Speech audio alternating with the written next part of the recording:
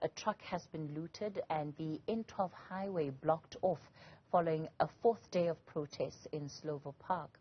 At the same time, the Independent Police Investigative Directorate is looking into the death of a teenager in the area on Monday, allegedly at the hands of police officers. We're joined by Abahlali baseMjondolo General Secretary Thapelo Mohapi. Thapelo, good evening. Thanks for your time tonight. Firstly, let's talk about this protest that residents have been holding. It seems that there's no plan at this point to call it off. What will it take to bring it to an end? Good evening, Kathy. Good evening to your viewers. This protest comes as a result of a government with empty promises, a government that has been engaged by the people of Slovo Park for the past 30 years regarding the upgrading of the informal settlement.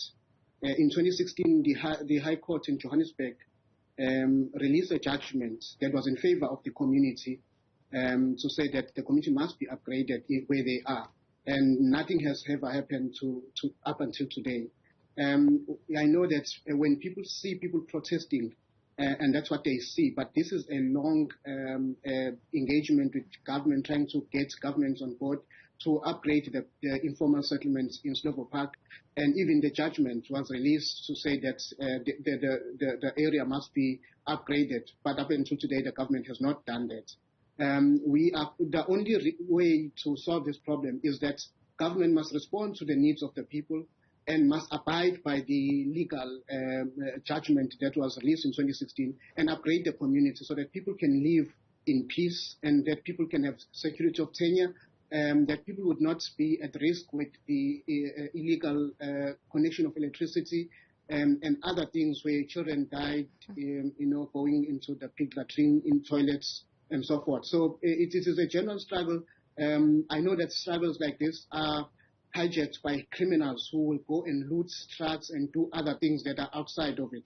But people are actually asking government to engage with them. And the sooner the government in Johannesburg engage with the people on the ground, the sooner the strike will be avoided.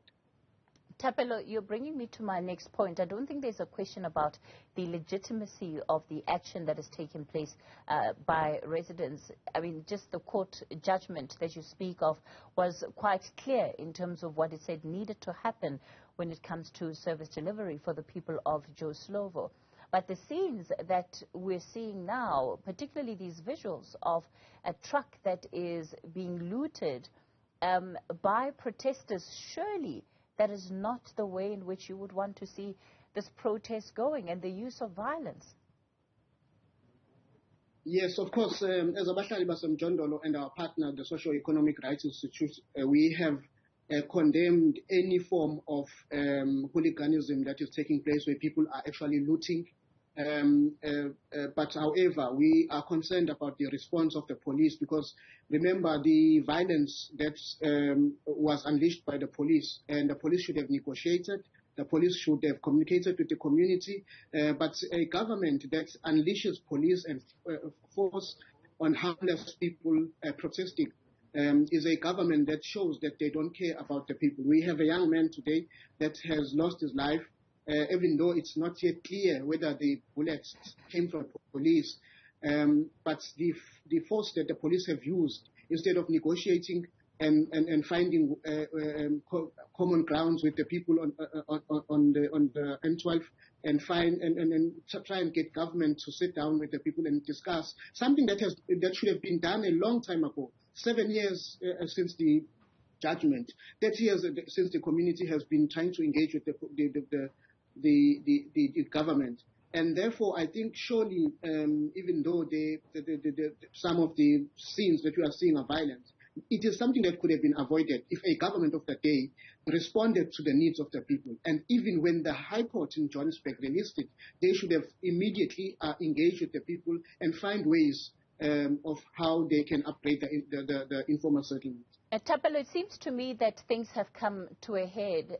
When it comes to that court judgment, are you at all considering the avenue of holding the parties that were named in the judgment in contempt of court? That seems to be a legal avenue that could be explored, especially if you haven't seen any movement.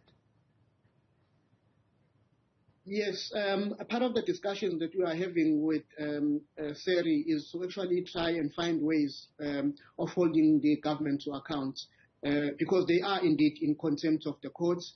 They should have, responded to the needs of the people by then. But we understand that the government of the day are law unto themselves. They don't obey the law. Many people have had judgment that are positive, but government will continue to evict people when there is an interdict. We've seen that in eThekwini, we've seen that in Cape Town and elsewhere. So we are seeing this repeatedly. Contempt of courts by governments, particularly by the local municipalities. They don't obey the legal system in this country, and therefore we feel like the government of the day does not care about the needs of the people on the ground. That's why you find people in Kennedy Road where people were gutted. It's because of such things that we have been calling for years ourselves as the movement to say, let us upgrade the informal settlement so that there are spaces among the shacks, that there are access to water so that people can have basic services. It can't be that 30 years post apartheid, people are still going onto the streets for things that are basic, such as water. Things that government should provide without having people going onto the streets. So we have been advocating that for years, and I think the government must come to the party and do their part, and that's in the provision of basic services to the informal settlement is the responsibility of a government of the day, and the government we hope that will respond now that people are there to avert the strike that is taking place, because people are prepared to actually stay on the streets until their demands are met by government. Thapelo Mohapi will leave it there for tonight. He is with Abahlali baseMjondolo.